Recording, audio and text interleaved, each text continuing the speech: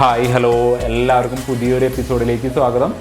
Sunday ആണ്, എല്ലാവരും മൂടി പോച്ച് കിടന്ന് ഉറങ്ങുമെന്ന് വിചാരിക്കുന്നു. ഇവിടെയൊക്കെ നല്ല തണവാണ് രാവിലത്തെ നേരം. ഉച്ചയാകുമ്പോഴേക്കും അതിനനുസരിച്ചിട്ടുള്ള ചൂടും വരുന്നുണ്ട്. സോ ആ ഒരു വിൻ്റർ ഓൾമോസ്റ്റ് ഇങ്ങ് എത്തിക്കഴിഞ്ഞു. എല്ലാവരും അവരവരുടെ ഹെൽത്ത് നോക്കുക എന്നൊക്കെ ഞാൻ കഴിഞ്ഞ ആഴ്ച പറഞ്ഞിരുന്നു. എന്നിട്ടും എനിക്കും വീണ്ടും കഴിഞ്ഞ ആഴ്ച രണ്ടാമതും പനി കിട്ടി.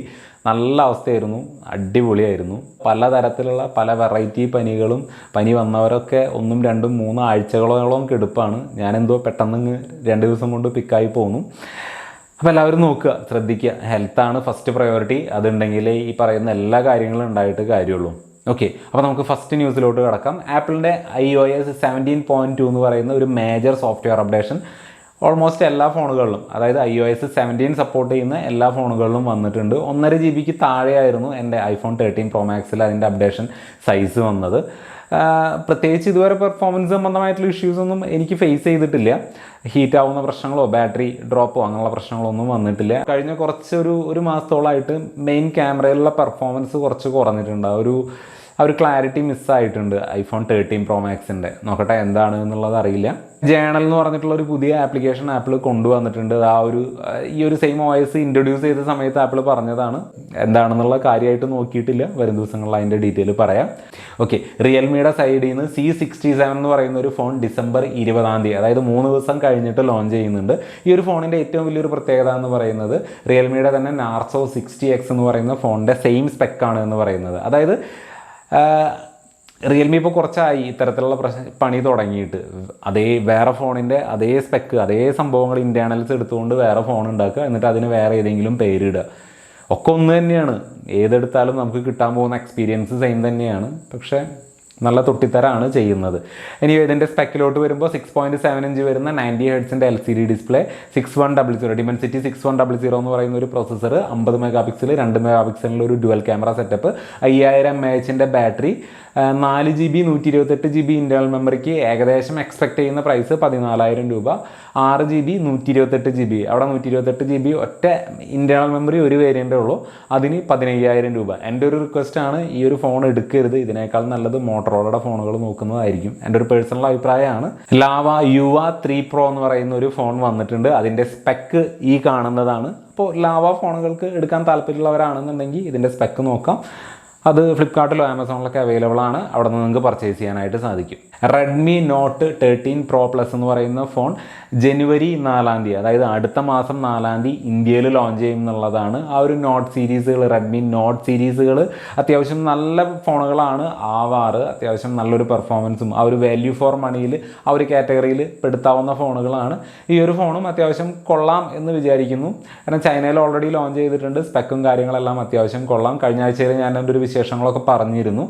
സോ എന്തായാലും ജനുവരി 4 ഇന്ത്യയിലോട്ട് വരുന്നുണ്ട്. അപ്പോൾ റെഡ്മി നോട്ട് സീരീസുകൾ കാത്തിരിക്കുന്നവരാണെന്നുണ്ടെങ്കിൽ കുറച്ചും കൂടി വെയിറ്റ് ചെയ്താൽ ഏറ്റവും ലേറ്റസ്റ്റ് ഫോൺ തന്നെ റെഡ്മി നോട്ട് 13 Pro Plus തന്നെ നമുക്ക് എടുക്കാം. ആപ്പിളിൻ്റെ എയർപോഡിൻ്റെ കേസ് ഉണ്ടല്ലോ, അതിൻ്റെ ഉള്ളിൽ ഇയർ പീസുകൾ ഉണ്ടാവില്ല, ജസ്റ്റ് ആ കേസ് മാത്രം വിത്ത് C ടൈപ്പ് ചാർജിങ്. ആ ഒരു കേസ് മാത്രമായിട്ട് ആപ്പിൾ സെല്ല് ചെയ്യാനായിട്ട് തുടങ്ങിയിട്ടുണ്ട്. അമേരിക്കയിൽ അതിൻ്റെ പ്രൈസ് വരുന്നത് $99.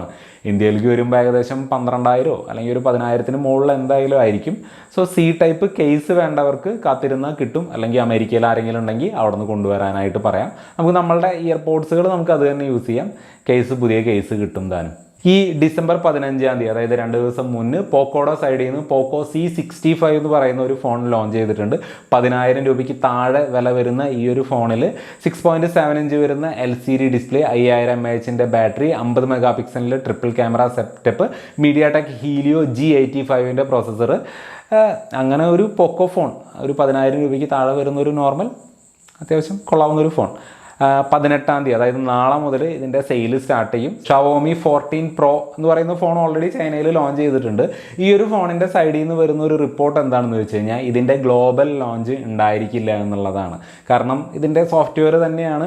ഇപ്പോൾ ഈ HyperOS എന്ന് പറയുന്ന സംഭവം അത്യാവശ്യം ശോകമാണെന്നുള്ളതാണ്. ഇതിനൊരു തരത്തിലുള്ള മെയിൻ്റനൻസോ കാര്യങ്ങളോ ഒന്നും Xiaomi കൊടുക്കുന്നില്ല. അതുകൊണ്ട് തന്നെ ഇതിൻ്റെ ഗ്ലോബൽ ലോഞ്ച് അവർ തൽക്കാലം സസ്പെൻഡ് ചെയ്യാനാണ് ചാൻസ്. ഈ 14 Pro അതേപോലെ തന്നെ ഇതിന് മുന്നത്തെ 13 Pro ഇതൊക്കെ ലൈക്കയുടെ ക്യാമറ വെച്ചിട്ട് നല്ല കിടിലൻ ക്യാമറ ഔട്ട്പുട്ട് തരുന്ന ഫോണുകളായിരുന്നു.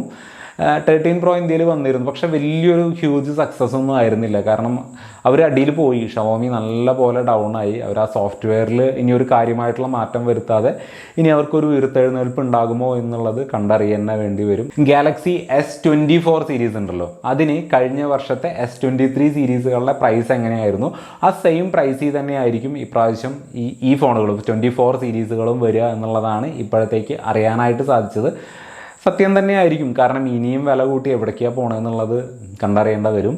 കാര്യമായിട്ടുള്ള ചേഞ്ചും ഫോണുകളിലൊന്നുമില്ല. കുറച്ച് ക്യാമറ ഇമ്പ്രൂവ്മെൻറ്റ് വരുന്നുണ്ട്, പ്രൊസസ്സർ അടുത്ത ഇതായിട്ടുണ്ട്, ഡിസൈനിലൊന്നും കാര്യമായിട്ടുള്ള ചേഞ്ച് ഇല്ല. സാറ്റലൈറ്റ് വഴി നമുക്ക് എമർജൻസി SMS അയക്കാവുന്ന ഒരു ഫീച്ചർ, ആ ഒരു സാറ്റലൈറ്റ് കണക്ടിവിറ്റി വരുന്നുണ്ട് എന്ന് പറയുന്നു. ഇനി കാത്തിരുന്ന് കാണാം.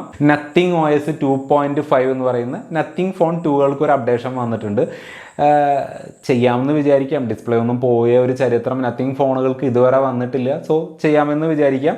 ഇതിൽ ഈ ഒരു അപ്ഡേഷനിൽ മേജറായിട്ട് അവർ കൊണ്ടുവന്നിരിക്കുന്നത് ഒരുപാട് വിഡ്ജറ്റുകളുടെ ഓപ്ഷൻ കൊണ്ടുവന്നിട്ടുണ്ട്. ഇൻട്രാക്റ്റീവ് വിഡ്ജറ്റുകളൊക്കെ ഒരുപാട് കൊണ്ടുവന്നിട്ടുണ്ട്. സോ നത്തിങ് ഫോൺ 2 ഉള്ളവർക്ക് അത് അപ്ഡേറ്റ് ചെയ്യാം. നിങ്ങളുടെ എക്സ്പീരിയൻസ് എന്താണെന്നുള്ളത് കമൻ്റായിട്ട് രേഖപ്പെടുത്തിയാൽ എനിക്കും അറിയാനായിട്ട് സാധിക്കും. നൂബിയ C60 Ultra എന്ന് പറയുന്ന ഒരു ഫോണ്, അതിൻ്റെ ലീക്ക്ഡ് ഇമേജസ്, ലീക്ക്ഡ് അല്ല, ഓൾമോസ്റ്റ് ജെനുവിൻ ആയിട്ടുള്ള ഇമേജുകളാണ് ഈ കാണുന്നത്. ആരും പേടിക്കേണ്ട, ഇന്ത്യയിലോട്ടൊന്നും ഈ ഒരു ഫോൺ വരില്ല.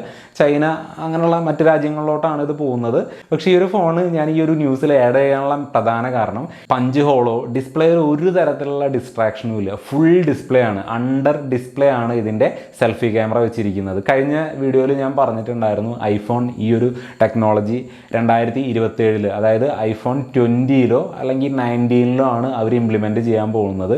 ഇവിടെ ആൻഡ്രോയിഡ് അല്ലെങ്കിൽ മറ്റ് കമ്പനികൾ ഓൾറെഡി ഇവിടെ 2023-24 തന്നെ തുടങ്ങിയിട്ടുണ്ട്. മോട്ടറോള G24, G34 ഈ രണ്ട് ഫോണിൻ്റെയും ലീക്ക്ഡ് ഇമേജുകളാണ് ഈ കാണുന്നത്. ഓക്കെ, ഒരു ടിപ്പിക്കൽ മോട്ടറോള ഡിസൈൻ തന്നെയാണ്. ഒരു ഏകദേശം 15,000 രൂപയ്ക്ക് താഴെയൊക്കെ പ്രതീക്ഷിക്കാം എന്ന് വിചാരിക്കുന്നു. അപ്പോൾ അതാണ്. ഫ്ലിപ്കാർട്ടിൽ ഇയർ എൻഡ് സെയിലായിട്ട് ഒരുപാട് ഓഫറുകൾ നടക്കുന്നുണ്ട്. സാംസങ് ഗാലക്സി S22 37,000 രൂപ, പിക്സൽ 8 Pro 90,000 രൂപ, നത്തിങ് ഫോൺ 2 35,000 രൂപ, പിക്സൽ 8 60,000 രൂപ. ഇതുകൂടാതെ മറ്റ് ഫോണുകൾക്കും മറ്റ് പ്രൊഡക്റ്റുകൾക്കൊക്കെ അത്യാവശ്യം നല്ല ഓഫറുകളുണ്ട്. അപ്പോൾ നല്ല ഫോണുകൾ എടുക്കാനായിട്ട് നോക്കുന്നവരാണെന്നുണ്ടെങ്കിൽ കുറച്ച് ഡിസ്കൗണ്ടിൽ ഇപ്പോൾ നല്ല ഫോണുകൾ വാങ്ങാനായിട്ട് സാധിക്കും. ഓക്കെ, നോക്കുക, അത്രമാത്രം. അപ്പോൾ ഈ ഒരു വീഡിയോയിൽ ഇത്രമാത്രം, കൂടുതൽ പറഞ്ഞ് ബോറടിപ്പിക്കുന്നില്ല. വീഡിയോ ഇഷ്ടപ്പെടുകയാണെന്നുണ്ടെങ്കിൽ ചാനൽ സബ്സ്ക്രൈബ് ചെയ്യാനും വീഡിയോയ്ക്ക് ലൈക്ക് ചെയ്യാനും ഷെയർ ചെയ്യാനും ആരും മറക്കരുത്. അടുത്തൊരു വീഡിയോയിൽ വീണ്ടും കാണും വരെ ഗുഡ് ബൈ.